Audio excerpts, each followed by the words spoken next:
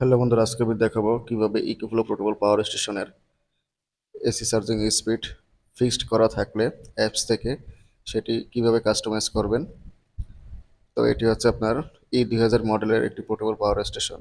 তো পাওয়ার স্টেশনটি আমার সেট আপ করা সম্পূর্ণ হয়েছে।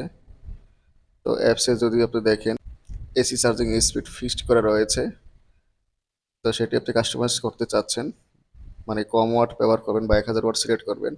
সেক্ষেত্রে আপনার এই ডিভাইসের পিছনে একটি সুইচ রয়েছে, দেখতে পাচ্ছেন। তো এই সুইচটি আপনি প্রেস করে বন্ধ করে দিতে হবে, তাহলে আপনার ফাস্ট চার্জিং অপশনটি বন্ধ হয়ে যাবে।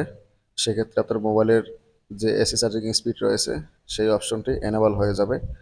তো ফাস্ট চার্জিং অবস্থায় মূলত এটি 2400 ওয়াট সিলেক্ট করা থাকে।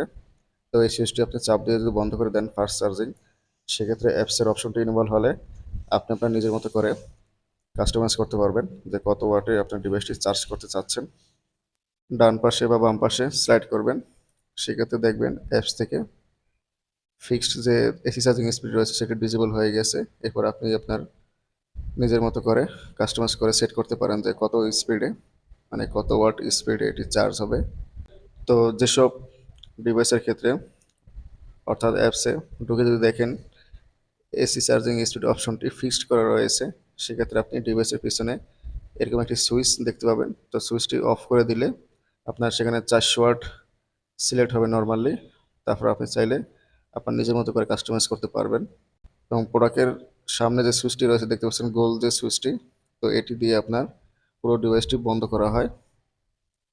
তো ডিভাইসটি বন্ধ করতে গেলে বা ইকোফ্লো পোর্টেবল পাওয়ার স্টেশনগুলো বন্ধ করতে গেলে প্রথমে আপনার এসি ইনপুট চার্জিং খুলে নিতে হবে বা বন্ধ করতে হবে।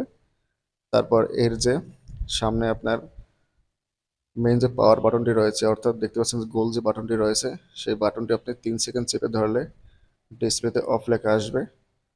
তারপর ছেড়ে দিবেন, তাহলে আপনার ডিভাইসটি সম্পূর্ণ বন্ধ হয়ে যাবে। তো এভাবেই আপনার এসব ডিভাইসগুলো বন্ধ করতে হয় এবং এসি চার্জিং স্পিড বাড়ানো অথবা কমানো হয়। ধন্যবাদ।